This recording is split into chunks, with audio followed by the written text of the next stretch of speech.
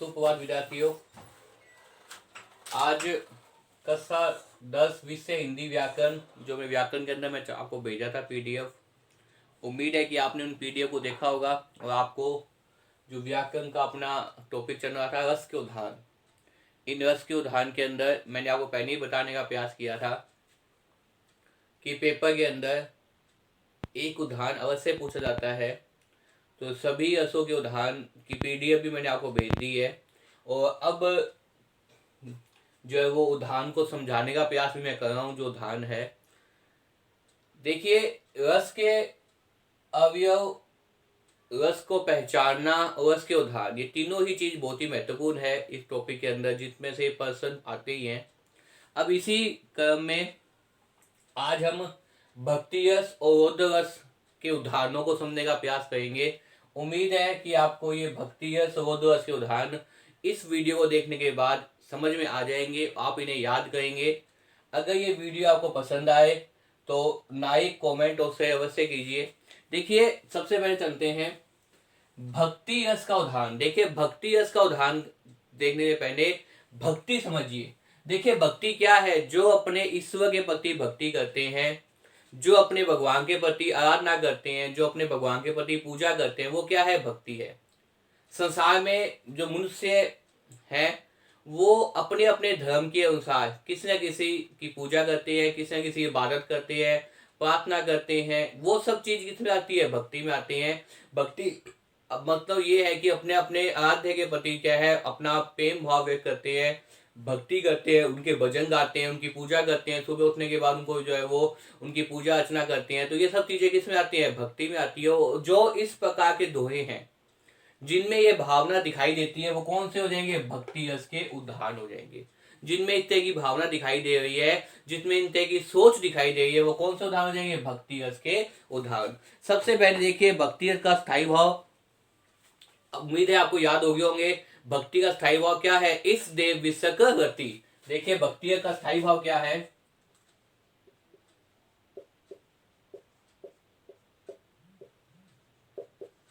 भक्ति का स्थायी भाव है इस देव विषकृति। इस देव विषकृति। इस देव विषकृति का मतलब ये होता है कि अपने इस देव के प्रति कोई भी रति, रति का मतलब क्या है? प्रेम भाव व्यक्त करना। इस देव का मतलब एक देवता, सबके कोई ना कोई इस देवता होते हैं जिनकी वो पूजा करते हैं। विश्व का मतलब क्या है? विषय, उनके प्रति। रति का मतलब क्या है? प्रेम भाव व्यक्त करना। वो क्या है? भक्ति रस का स्थायी भाव है। स्थायी भाव का मतलब यह है कि ये भाव प्रत्येक व्यक्ति के अंदर निवास करता है, प्रत्येक व्यक्ति के हृदय में रहता है। अब देखिए भक्ति रस का उदाहरण देखिए। राम जपू राम जपू राम जपू बावे। राम जपू मतलब राम नाम का जप करना। राम पता ही आपको, जो भगवान है, आद्य है और जो मर्यादा पुरुषोत्तम है, मर्यादा को ध्यान करने वाले हैं। लगभग प्रत्येक घरों के अंदर राम, सीता और लक्ष्मण, हनुमान की पूजा होती है। तो ये क्या कह रहे हैं तुलसीदास जी में? क्या कह रहे हैं? राम जपू राम जपू। राम जपू, राम नाम जपना, मतलब राम का नाम ही क्या है? इस कलयुग के अंदर अगर आप राम का नाम लोगे तो आपको क्या है? आप भव सागर के पार तर जाओगे, मतलब आपकी क्या मुक्ति संभव हो जाएगी, आपको मोक्ष मिल जाएगा। जो प्रत्येक व्यक्ति चाहता है कि मुझे क्या मिल जाए? मुक्ति मिल जाए, मुझे क्या मिल जाए? मोक्ष मिल जाए। तो देखिए विद्यार्थियों, राम जपू राम जपू। राम जपू, जपू का मतलब क्या है? जपना। देखिए, जपू का मतलब यहाँ पे क्या है? जपना, राम नाम जपना। और कौन सा राम नाम? राम नाम जपना, मतलब राम नाम को जपेंगे, राम नाम जपेंगे। राम जपू बावे। बावे का मतलब यहाँ पे क्या है? हे मूर्ख मनुष्य, हे मूर्ख मनुष्य, अगर तू संसार से क्या चाहता है? मुक्ति चाहता है, तो तुझे क्या नाम रखना चाहिए? राम नाम का जाप करना चाहिए। तो बावे का मतलब यहाँ पे क्या है? हे मूर्ख इंसान। क्या कह रहे हैं? हे मूर्ख इंसान, अगर तुझे इस संसार से पार लगाना है, संसार से पार होना है, तो तुझे क्या करना चाहिए? राम नाम का जप करना चाहिए, राम नाम का जपना चाहिए, राम नाम को जपना चाहिए, राम नाम को जपना चाहिए। तभी क्या है? तुझे क्या मिलेगी?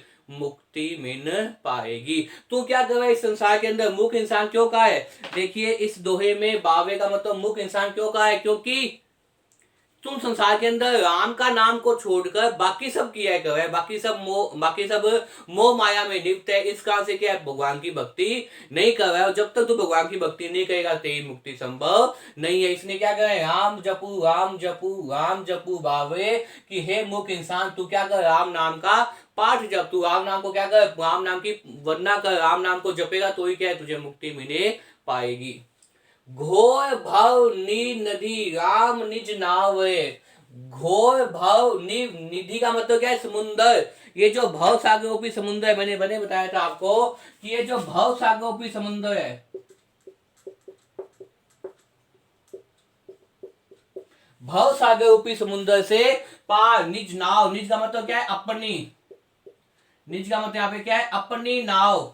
नाव नाम, अपनी नाव का मतलब क्या है, निज का मतलब अपनी नाव से जो पार लगाएंगे वो क्या नाम लगाएंगे, राम नाम का जब भी जाएगा। घोर भव निधि सागर, ये शांत जो समुद्र है, समुद्र का मतलब क्या है, व्यक्ति। देखिए मैंने पहले ही बताया था कि आत्मा परमात्मा से अलग होकर आती है।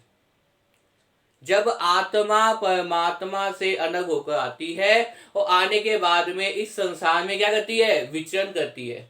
इस संसार में अपना कर्म करती है, इस संसार के अंदर अपनी योनि पूरी करती है। अब उस योनि के अंदर उसके बाद में क्या है, मरने के बाद मौत कहाँ चली जाती है, परमात्मा के पास चली जाती है। तो वो क्या है, जो भवरूपी सागर होता है, जिस सागर को पार करना होता है, उसमें क्या है, राम नाम। नाम का मतलब क्या है यहाँ पे, राम का नाम। नाम किसका है, राम का नाम ही क्या है, निज। निज का मतलब अपनी नाव है। नाव का मतलब क्या है, अगर समुद्र से, अगर आपने भव सागरोपी समुद्र से क्या करना है, भव सागर से पार निकलना है। अगर आपने भव सागर से पार जाना है तो आपने क्या करना है, इस नाव के अंदर, अगर आपने भव सागर पार जाना है, भव सागरोपी, तो ये जो नाव है, ये नाम क्या है, नाम यहाँ पे क्या है, राम नाम का नाम ही क्या है, आपको पार लगाएगा। राम नाम का जाप, राम नाम का नाम ही क्या है, आपको पार लगाए। किससे, भव सागर रूपी। ये जो भव है भावनाओं का रूपी सागर है, इस सागर से पार करने का, भव का मतलब क्या है, भावना रूपी जो सागर है, उस सागर को पार करने में क्या है, राम का नाम ही क्या है, आपकी नाव है, वो ही क्या है, आपको पार लगाएगा। इसलिए हे मानव तू क्या कर, राम जपू राम जपू राम जपू। इसलिए हे मानव तू किसका पाठ कर, राम नाम का पाठ कर, राम को जप, राम की पूजा कर। जब जब वो राम नाम का जाप करेगा तब तब क्या है, तुझे उस अपनी नाव के द्वारा तू क्या करेगा, मुक्ति की ओर जाएगा। उम्मीद है आपको ये भक्ति रस का उदाहरण समझ में आया होगा, जो राम नाम की महिमा को बता रहा है, जो राम नाम की महिमा का बखान कर रहा है, जो राम नाम के महत्व को बता रहा है भक्ति रस के अंदर। देखिए दूसरा रोद्र रस का उदाहरण। देखिए रोद्र रस को समझिए पहले। रोद्र का मतलब क्या है, क्रोध में आना। क्रोध का मतलब गुस्से में आना। जब व्यक्ति गुस्से में आता है, जब व्यक्ति को बहुत अधिक क्रोध आ जाता है, तो वहां कौन सा रस होता है, रोद्र रस होता है। रोद्र रस के अंदर व्यक्ति क्या है, जो भी काम करना वाला होता है उस गुस्से के अंदर वो काम करने का प्रयास करता है। तो देखिए रोद्र रस का स्थायी भाव क्या है, रोद्र रस का स्थायी भाव है क्रोध।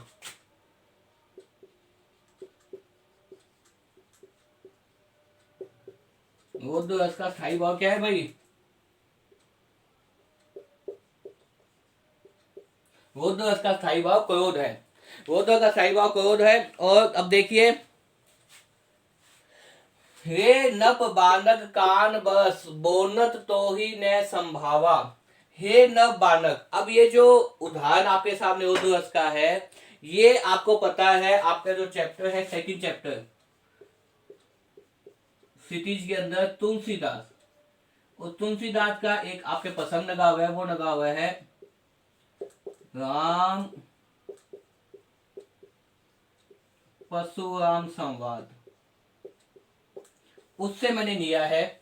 अब देखिए इस दोहे के अंदर, ये दोहा किसमें है, ये दोहा है तुलसीदास। तो तुलसीदास की कौन सी रचना है, राम परशुराम संवाद। होता क्या है, थोड़ा सा मैं आपको घटना बता दूं कि सीता का विवाह होता है, सीता का स्वयंवर होता है। सीता के स्वयंवर के अंदर जो माता सीता है, उसके स्वयंवर में ये शर्त रखी जाती है कि जो शिव के धनुष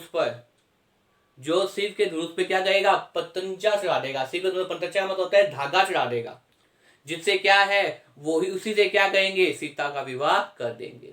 ये जो धनुष है वो शिव जी के धनुष हैं, और शिव जी के भक्त कौन होते हैं, परशुराम भक्त होते हैं, अनन्य भक्त।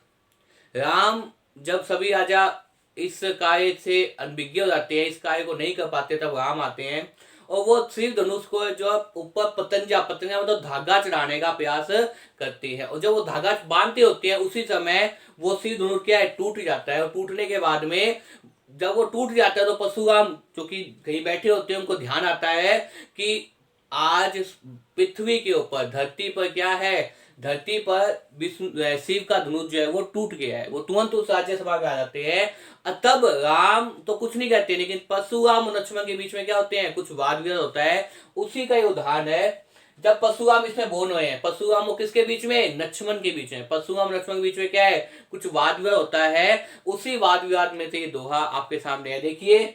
हे नप बानक, हे नप बानक यहाँ पे कौन कह रहा है, परशुराम कह रहा है। किसको कह रहा है, लक्ष्मण को कह रहा है। हे नव बालक, नव का मतलब हे राजा के बालक राजकुमार, क्योंकि वो लक्ष्मण जी बहुत जो है वो उस समय परशुराम जी से संवाद करते होते हैं, बातचीत करते होते हैं। तब वो क्या कहता है, हे नव बालक, हे राजा के पुत्र, हे राजकुमार, कान बस, कान बस का मतलब ते मुख के ऊपर क्या कर रहा है, कान नपा। कान का मतलब क्या है, मृत्यु। ते मुखमंडल में क्या दिखाई दे रही है, मुझे मृत्यु दिखाई दे रही है। कान बस का मतलब यहाँ पे क्या है, मृत्यु के वशीभूत होकर।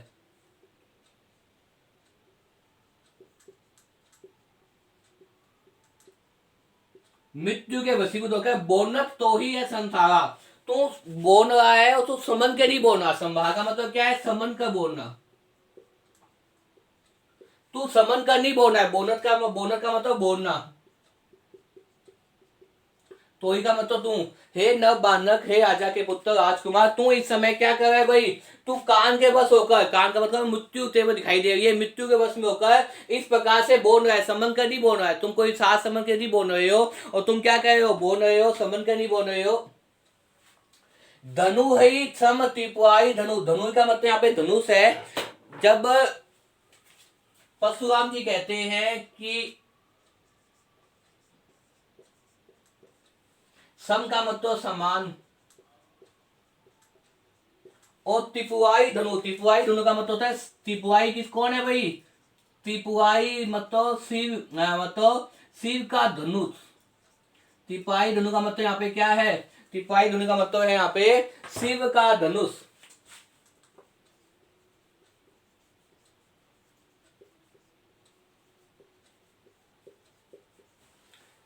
विदित का मतलब पता करना, पता। सकन का मतलब संपूर्ण, और संसार का मतलब क्या है, जगत। तब परशुराम उसे क्या कहते हैं कि हे लक्ष्मण, तू कान के वशीभूत होकर, तू कान के वशीभूत होकर क्या कर रहा है, तू ये बोल रहा है, हे नव बालक, कान बस मृत्यु वशीभूत होकर, मुझे लग रहा है कि मेरी मृत्यु होने वाली है, इसलिए तू इस प्रकार से बोल रहा है। तू कुछ भी समझ के नहीं बोल रहा, तू कोई भी समन का बात नहीं बोल रहा, तू क्या कह रहा है, तुझे खुद को नहीं पता।